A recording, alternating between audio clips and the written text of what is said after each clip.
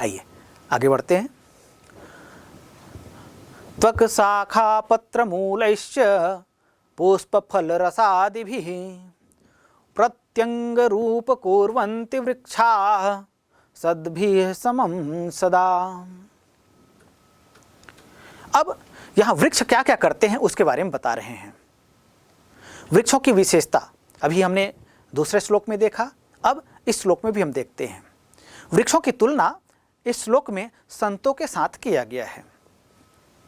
संतों का स्वभाव जैसा होता है वैसा है वृक्षों का स्वभाव होता है। कैसे होता है ये इस श्लोक में बताया गया है। त्वक, त्वक का मतलब होता है त्वचा, शाखा अर्थात वृक्ष की जो विभिन्न शाखाएं होती हैं, डालियां जिसको कहते हैं, पत्र, पत्र का तात्पर्य होता है पत्ता, मूल अर्थात उसके जड़।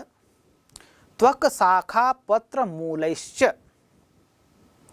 यह एक समासिक पद है, समास को अलग करें। त्वक, त्वक शाखा पत्र मूल, ये अलग अलग चीज़ें हैं जो एक साथ इसमें जुड़ी हुई हैं। सभी में तृतीय भक्ति लगी हुई हैं, सभी में तृतीय भक्ति लगा दीजिए और साथ साथ च का योग कर दीजिए। इस तरह से यहाँ पर ये क्या होगा, द्वंद्व समास का एक उदाहरण है। पुष्प फल रसादिभिः, पुष्प, पुष्प अर्थात फूल या कुसुम, प्रसून, सुमन, ये पर्यायवाची हैं, ये आपको जानना चाहिए। फल और रस, वृक्षों से विभिन्न रस प्राप्त होते हैं जिनको हम गोंद के नाम से भी जानते हैं। इसके अलावा और भी तरह तरह से रस प्राप्त होते हैं। तो पुष्प फल रसादिभिः प्रत्यंग रूप कुर्वन्ति, प्रति धन अंगैः धन उपकुर्वन्ति। प्रतिधन अंगैः, यहाँ पर यण स्वर संधि है। अंगैः धन उपकुर्वन्ति, यहाँ पर विसर्ग संधि का प्रयोग हुआ है। अब वृक्षाः, वृक्ष शब्द है, प्रथम विभक्ति बहुवचन का रूप है। सद्भिः, सत शब्द है, इसमें तृतीय विभक्ति बहुवचन का प्रयोग हुआ है, अर्थात संतों के समम, यह अव्यय पद है। समम का तात्पर्य होता है समान, इसके अर्थ में इव संस्कृत में प्रयोग किया जाता है। और सदा, सदा का तात्पर्य होता है, सदा भी क्या है, एक अव्यय पद है और इसका तात्पर्य होता है हमेशा या सदैव, नित्य। तो त्वक शाखा पत्र मूलैश्च, देखिए यहाँ अंतिम पद जो आया है, सद्भिः समम सदा, वृक्षाः सद्भिः समम सदा, वृक्ष जो हैं सज्जनों के समान ही सदैव होते हैं। कैसे होते हैं, उपकुर्वन्ति प्रत्यंगै रूप कुर्वन्ति, अपने प्रत्येक अंगों से, चाहे हम फल की बात करें, फूल की बात करें या विभिन्न शाखाओं की बात करें या उसके जड़ की बात करें, तना की बात करें, इन सभी अंगों से वृक्ष जो हैं संतों के समान समस्त जगत का कल्याण करते हैं, अर्थात समस्त जगत पर ये उपकार करते हैं। प्रत्यंगै रूप कुर्वन्ति, अर्थात सभी अंगों से वृक्ष सज्जनों के समान सदैव उपकार करते हैं। किन किन अंगों से, त्वक अपनी त्वचा से, अपनी छाल से, शाखा अपनी विभिन्न शाखाओं से, डालियों से, पत्र विभिन्न पत्तों से, मूलैश्च और अपने मूलों से अर्थात जड़ से। जैसे कंद मूल फल कहते हैं ना, तो जो कंद होते हैं या जो जड़ होते हैं, वृक्ष, हम यदि औषधि की बात करें, यदि हम आयुर्वेद की बात करें, तो आयुर्वेद में जितने वृक्ष हैं या जितने पादप हैं उनके सभी अंगों का किसी न किसी औषधि के रूप में उपयोग किया जाता है, उपयोग उसमें मिलता है, बताया गया है। पुष्प, फल और उसके रस जो होते हैं, जिसको हम रस भी कहते हैं या गोंद कहते हैं या दूध कहते हैं, ये सभी क्या है, ये उन पादपों के, उन वृक्षों के रस ही हैं। तो इन सभी से, अपनी छालों से, अपनी शाखाओं से, अपनी पत्तों से, अपने जड़ से, अपने पुष्प से, अपने फल से और अपने रस से अर्थात सभी अंगों से। वृक्षाः वृक्ष जो हैं वे सद्भिः समम संतों के समान सदैव क्या करते हैं? उपकुर्वन्ति अर्थात उपकार करते हैं। उपकुर्वन्ति कहते हैं तो उप जो है इसमें उपसर्ग है, क्री धातु है और लट लकार प्रथम पुरुष बहुवचन का यह रूप है। उपकुर्वन्ति उपकार करते हैं, यह इसका तात्पर्य हुआ। देखिए वृक्ष जो है किस तरह से उपकार करते हैं इसके विषय में बात की। संतों के समान कहा गया। संतों के समान कैसे? जैसे आप महर्षि दधीचि का नाम आपने सुना है। जब देवासुर संग्राम हो रहा था और देवताओं का राजा इंद्र दैत्यों से पराजित हो रहे थे या कहें कि उन्हें परास्त नहीं कर पा रहे थे, तब वे ब्रह्मा जी के पास पहुंचते हैं और ब्रह्मा जी से वे सहायता मांगते हैं। तब ब्रह्मा जी इंद्र को कहते हैं कि मेरे पास आने की आवश्यकता नहीं है, धरती पर ही महर्षि दधीचि हैं, तुम उनके पास जाओ और उनकी अस्थियों से वज्र का निर्माण करो और उस वज्र से फिर उस दैत्य का संहार करो। ब्रह्मा जी के द्वारा इंद्र को इस तरह से कहे जाने पर इंद्र ने ब्रह्मा जी को प्रणाम किया और वहाँ से महर्षि दधीचि के पास आए, उन्हें प्रणाम कर अपनी समस्याएं बताई और उन्होंने कहा कि दैत्यों का संहार आपकी अस्थियों से हो सकता है, ऐसा ब्रह्मा जी ने मुझे उपदेश दिया है। तो महर्षि दधीचि संत थे, ऋषि थे, मुनि थे, तो इसलिए और उनका आप सभी जानते हैं ऋषि मुनियों का जीवन जो होता है वो प्राणी मात्र के कल्याण के लिए होता है। तो उन्होंने कहा यदि मेरी अस्थियों से तुम्हारी समस्या का समाधान हो सकता है तो ठीक है, मैं तुम्हें अपने शरीर की अस्थियां देता हूं। ऐसा करके वे अपने शरीर छोड़कर परम लोक को चले गए। फिर उनकी अस्थियों से इंद्र ने वज्र का निर्माण किया और दैत्य का समूल नाश किया। तो जिस तरह से संत जो हैं परोपकारी होते हैं, उसी तरह से वृक्ष भी अपनी समस्त शाखाओं से, समस्त अंगों से कल्याण के कार्यों में लगे रहते हैं। अर्थात वृक्ष जो हैं हमारे लिए संतों के समान ही हैं। प्यारे बच्चों, अभी यह जो श्लोक हमने पढ़ा, अध्ययन किया, इसके आधार पर कुछ प्रश्न भी पूछे जाते हैं। जैसे अस्मिन् श्लोके कर्तापदम किमस्ति, तो अस्मिन् श्लोके कर्तापदम अस्ति वृक्षाः। फिर दूसरा प्रश्न पूछा जा सकता है पादपाः इति पदस्य पर्याय पदम अस्मिन् श्लोके किम पदम प्रयुक्तम। उत्तर क्या होगा? बिल्कुल सही। तो पादपाः इति पदस्य पर्याय पदम अस्मिन् श्लोके प्रयुक्त पदम अस्ति वृक्षाः। एक प्रश्न और बनता है वृक्षाः इति पदस्य क्रियापदम किम अस्ति। उत्तर क्या होगा? वृक्षाः इति पदस्य अस्मिन् श्लोके प्रयुक्त क्रियापदम अस्ति उपकुर्वन्ति, अर्थात उपकार करते हैं। इव इति पदस्य समानार्थम किम पदम प्रयुक्तम। तो इव इति पदस्य समानार्थ पदम समम इति अस्मिन् श्लोके प्रयुक्तम। कुसुमम इति पदस्य पर्याय पदम अस्मिन् श्लोके किम पदम प्रयुक्तम। तो कुसुमम इति पदस्य पर्याय पदम अस्मिन् श्लोके प्रयुक्त पदम अस्ति पुष्पम। तो इस तरह से श्लोक से संबंधित विभिन्न प्रश्न पूछे जा सकते हैं। यह भी कहा जा सकता है कि अस्मिन् श्लोके प्रयुक्त अव्यय पदम चिनुत, अर्थात इस श्लोक में जो अव्यय पद प्रयुक्त हुए हैं उनका चयन कर लिखिए। तो आपको यह जानना होगा कि कौन कौन से अव्यय पद हैं। जैसे एक अव्यय पद है प्रति, लेकिन यह मूल रूप में नहीं, ये क्या है, संधि युक्त रूप में है। प्रत्यंग रूप कुर्वन्ति, यह जो शब्द आया है इसमें प्रति यह अव्यय पद है, तो प्रति यह अव्यय पद है। इसी तरह से समम, समम का तात्पर्य होता है समान, यह भी क्या है, अव्यय पद है। और सदा, यह भी अव्यय पद है। इस तरह से इस श्लोक में प्रयुक्त जो विभिन्न अव्यय पद हैं इनको आपको पहचानने के लिए कहा जा सकता है।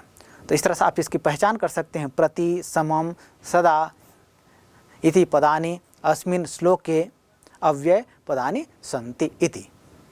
अगला श्लोक है केषाञ्चिदपि वस्तूनां गम्यते संगिना गुणः वैद्य नापित हंत्रिणां हस्तेषु छुरिका यथा। सबसे पहले केषाञ्चिदपि, केषाम धनचित धन अपि, ये संधि विच्छेद होगा। केषाम धन चित, यहाँ व्यंजन संधि। इसी तरह से चित धन अपि, यहाँ भी व्यंजन संधि। केषाम जो शब्द बनता है यह इसका मूल शब्द है किम। किम शब्द का नपुंसक लिंग और पुल्लिंग षष्ठी भक्ति बहुवचन का रूप बनता है केषाम, और इसका तात्पर्य होता है किसी भी, किसी का। तो केषान चित, चित जो है क्या है, चित जो है ये अनिश्चयवाचक अव्यय पद है। अपि, अपि का तात्पर्य होता है भी, यह अव्यय पद है। वस्तु नाम, वस्तु मूल शब्द है, षष्ठी विभक्ति बहुवचन का यह रूप है, और इसका तात्पर्य होता है वस्तु का या वस्तुओं का। गम्यते, गम्यते का तात्पर्य होता है जाता है। गम धातु है और यह आत्मने पद का रूप है। लट लकार प्रथम पुरुष एक वचन, गम धातु आत्मने पद, लट लकार प्रथम पुरुष एक वचन का यह रूप है। गम्यते अर्थ होता है जाता है। संगिना, यहाँ संगति से तृतीय विभक्ति का प्रयोग हुआ, तृतीय विभक्ति एक वचन। गुणः अर्थात गुण या स्वभाव या विशेषता। वैद्य नापित हंत्रिणाम, वैद्य मतलब चिकित्सक, नापित अर्थात नाई, हंत्रिणाम हत्यारा। वैद्य चिकित्सक, नापित नाई, हंत्रिणाम हत्यारा। हस्तेषु हाथों में, छुरिका, छुरिका मतलब छुरी या चाकू या जैसे कैंची, ये सभी क्या कहलाता है, ये सभी को छुरिका कहा जाता है। यथा, यथा का मतलब होता है जैसे, यह अव्यय पद है। केषाञ्चिदपि वस्तूनां गम्यते संगिना गुणः, किसी भी वस्तु का गुण उसके संग वाले से समझा जाता है। अर्थात कोई भी वस्तु यदि जिस व्यक्ति के हाथ में हो उसके अनुसार उस व्यक्ति का कार्य समझा जाता है। अर्थात किसी वस्तु को किसी भी व्यक्ति के हाथ में देखकर यह सहज अनुमान लगाया जा सकता है कि वह व्यक्ति कौन है। कैसे? यथा जैसे। वैद्यः जो चिकित्सक होता है उसके हाथ में यदि छुरी है, जो चिकित्सा करने वाला है उसके हाथ में यदि छुरी है, तब वो क्या करेगा, उसका वो सदुपयोग करेगा। उसको देखकर पता चल जाता है कि हाँ ये छुरी जो है किसका है, यह चिकित्सक का है। उस छुरी का उपयोग कैसा होगा, उस वैद्य के हाथ में छुरी को देख करके यह सहज अनुमान लगाया जा सकता है कि इसका उपयोग जो है सदुपयोग किया जाएगा, अच्छे कार्य में इसका उपयोग किया जाएगा। और इसी तरह से यदि वही छुरी या वही चाकू किसी नाई के हाथ में हो, तब उसके स्वभाव को जाना जा सकता है। और इसी तरह से वह चाकू या वह छुरी किसी हत्यारे के हाथ में हो, देखिए छुरी वही है, वही छुरी एक वैद्य के हाथ में है, वही छुरी नाई के हाथ में है, और वही छुरी एक हत्यारे के हाथ में है। छुरी एक, जैसे हम व्यक्ति को बदलते हैं उसके अनुसार से उस छुरी का जो कार्य है वह बदल जाता है। अर्थात वस्तु को जो धारण करता है, धारण करने वाला है, उसके अनुसार से उस वस्तु का गुण पता चलता है। इसीलिए कहा गया कि सांचिदपि वस्तुनाम गम्यते संगिना गुणः, किसी भी वस्तु का गुण उसके संग वाले से समझा जाता है, अर्थात वस्तु के धारणकर्ता पर निर्भर करता है। जैसे छुरी का गुण या छुरी का उपयोग वैद्य के हाथ में हो, नाई के हाथ में हो या हत्यारे के हाथ में हो, तो किसके हाथ में है यह देखकर उस छुरी का क्या उपयोग है यह पता चल जाता है। तो जैसे छुरी का गुण उपयोग करने वाले वैद्य, नाई और हत्यारे के हाथ में देखकर ही पता चल जाता है। यहाँ श्लोक से संबंधित कुछ प्रश्न पूछे जा सकते हैं, जैसे गुणः इति पदस्य पर्याय पदम लिखत।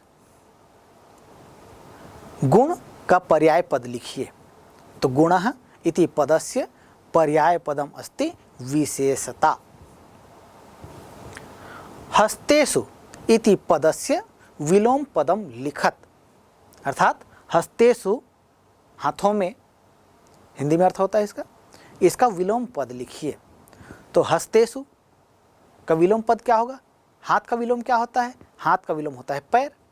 तो हस्त मतलब हाथ, अब इसमें सप्तमी विभक्ति बहुवचन का प्रयोग हुआ है, तो ऐसे ही हाथ का विलोम होता है पैर। पैर को क्या कहा जाता है, पैर को संस्कृत में कहा जाता है पाद।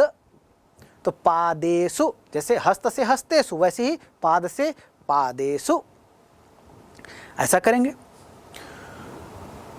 चिकित्सकः इति पदस्य पर्याय पदम अस्मिन् श्लोके किम पदम प्रयुक्तम। उत्तर क्या होगा, बिल्कुल सही, चिकित्सकः इति पदस्य पर्याय पदम अस्मिन् श्लोके प्रयुक्त पदम अस्ति वैद्यः। तो प्यारे बच्चों, इस तरह से श्लोक से संबंधित कुछ प्रश्न भी पूछे जा सकते हैं, इनके लिए आपको तैयार रहना है। चलिए आगे बढ़ते हैं। अगला श्लोक है यच्छक्यं ग्रसितुं सस्तम ग्रस्तम परिणमे च यत् हितं च परिणामे यत्ताद्यं भूतिमिच्छता। यच्छक्यम संधि पद है, यत् धन शक्यम इति यच्छक्यम, यहाँ पर व्यंजन संधि का प्रयोग हुआ है। जो वस्तु ग्रसितुम खाई जा सके या जो वस्तु खाने योग्य हो, सस्तम खाने पर, ग्रस्तम भली भांति पच सके, परिणमेच परिणमेत धन च, यहाँ व्यंजन संधि का प्रयोग हुआ है। और पच जाने पर यत, यत यह अव्यय पद है, यत, यत का तात्पर्य होता है जो। हितम, हितम का तात्पर्य होता है कल्याण। च, च यह अव्यय पद है और इसका तात्पर्य होता है और। परिणामे अर्थात परिणाम। यत ताद्यम, यत, यत ताद्यम, यत धन तद, धन आद्यम। यत का मतलब होता है जो, तद का मतलब होता है वह, आद्यम वस्तु, भूतिमिच्छता। भूति कहते हैं कल्याण को या ऐश्वर्य को, इच्छता इच्छा करने वाले को। यच्छक्यम ग्रसितुम सस्तम, जो वस्तु खाई जा सके, और सस्तम ग्रस्तम, खाने पर भली भांति पच सके। परिणमे चयत, और जो पच जाने पर। हितम च परिणामे, हितकारक हो। यत्ताद्यम भूतिमिच्छता, ऐश्वर्य की या कल्याण की इच्छा करने वाले व्यक्ति को। यत तद आद्यम, उस व्यक्ति को जो व्यक्ति कल्याण की इच्छा करने वाला है, अपना हित चाहने वाला जो व्यक्ति है उसको। तद आद्यम, उसको वही वस्तु खाना चाहिए। कौन सी वस्तु खाना चाहिए? ऐसी वस्तु खाना चाहिए जो खाई जा सके। एक दूसरी बात, खा तो लिया जाए लेकिन खाने के बाद वो भली भांति पचना चाहिए, अर्थात हमारे शरीर में लगना चाहिए। हम खा तो लिए लेकिन वो पच नहीं रहा है, तब क्या ऐसा खाना हमारे लिए लाभकारी होगा? नहीं। तो इसलिए कहा गया यच्छक्यम ग्रसितुम सस्तम ग्रस्तम परिणमेच्च यत्, जो वस्तु खाई जा सके और खाने पर भली भांति पच सके। हितम च परिणामे, और पच जाने पर जो हितकारक हो, कल्याणकारक हो, अर्थात स्वास्थ्य में लगने वाला हो। यत् तद आद्यम भूतिमिच्छता, तो ऐसा जो कल्याण की इच्छा करने वाला व्यक्ति है उसको वही वस्तु खाना चाहिए, अर्थात न खाने योग्य भोजन हमें नहीं करना चाहिए और ऐसा भोजन नहीं करना चाहिए जो न पचे या सरलता से न पचे। ऐसी वस्तुओं को खाने से हमें बचना चाहिए। कल्याणम इति पदस्य पर्याय पदम अस्मिन् श्लोके किम पदम प्रयुक्तम, ऐसा प्रश्न पूछा जा सकता है। उत्तर क्या होगा? तो कल्याणम इति पदस्य पर्याय पदम अस्मिन् श्लोके प्रयुक्त पदम अस्ति हितम। ऐश्वर्यम इति पदस्य पर्याय पदम अस्मिन् श्लोके किम पदम प्रयुक्तम। ऐश्वर्यम इति पदस्य पर्याय पदम अस्मिन् श्लोके प्रयुक्त पदम अस्ति भूतिम। अगला श्लोक है अनंत पारम किल शब्द शास्त्रम स्वल्पम तथायुर्बहवश्च विघ्ना सारन्ततो ग्राह्यमपास्य फल्गो हंसैर्यथा क्षीरमेवाम्बुमध्यात्।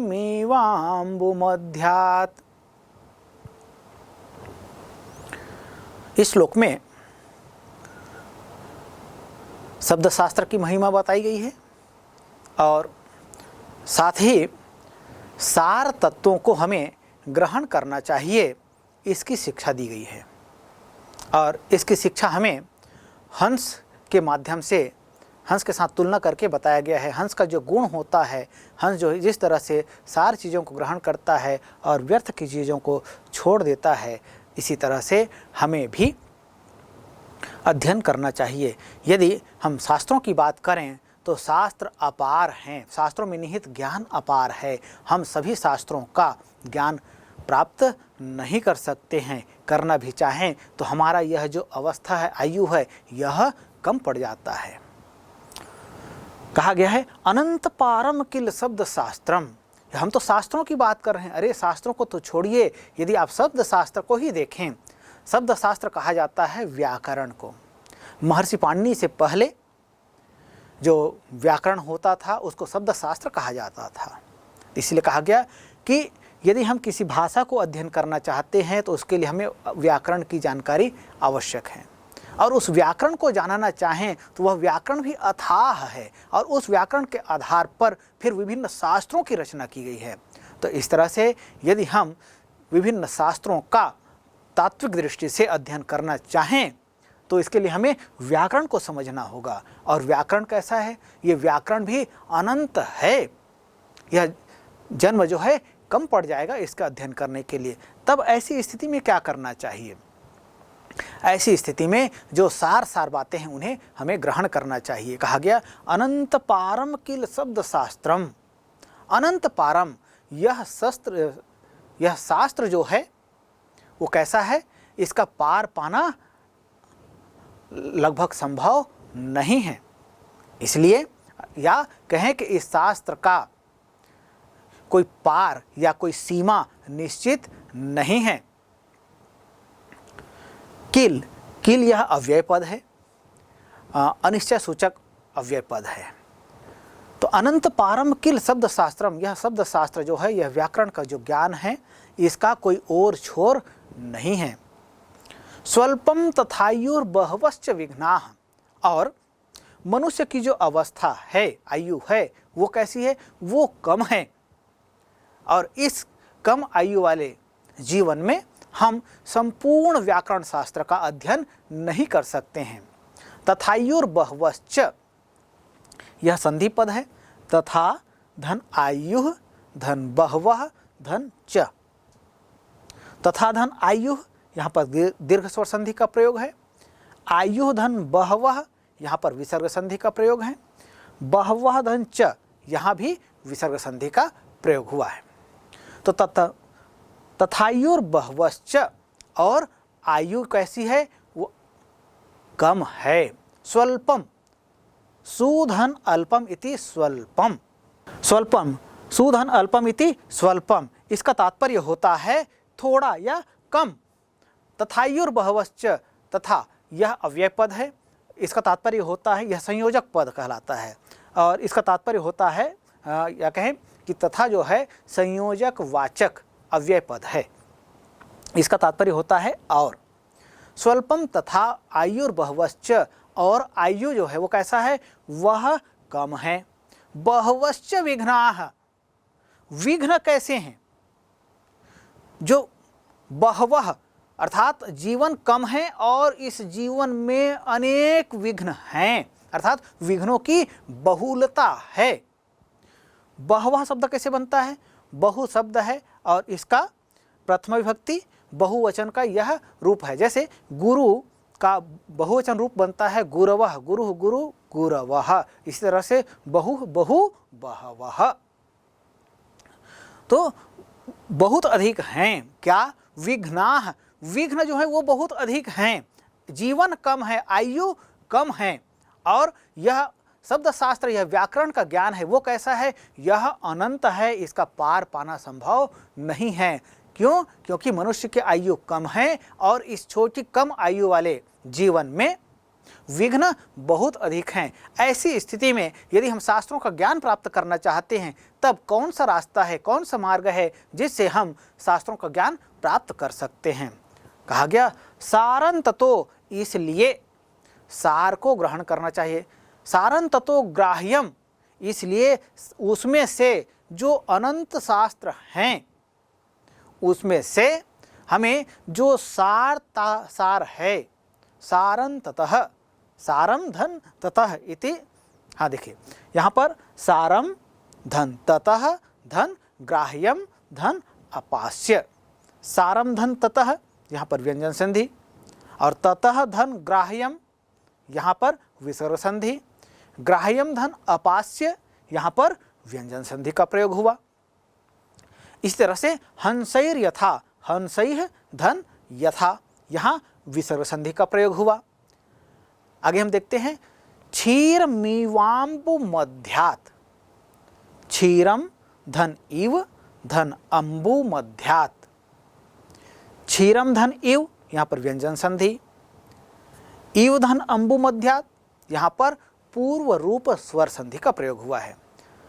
तो सारं ततो ग्राह्यम, इसलिए देखिए, शास्त्र अपार है, आयु कम है, विघ्न बहुत अधिक है, ततो इसलिए उस शास्त्र में से, उन शास्त्रों में से ग्राह्यम ग्रहण करना चाहिए। किसको? सारम, जो सार सार बातें हैं इनको हमें ग्रहण करना चाहिए।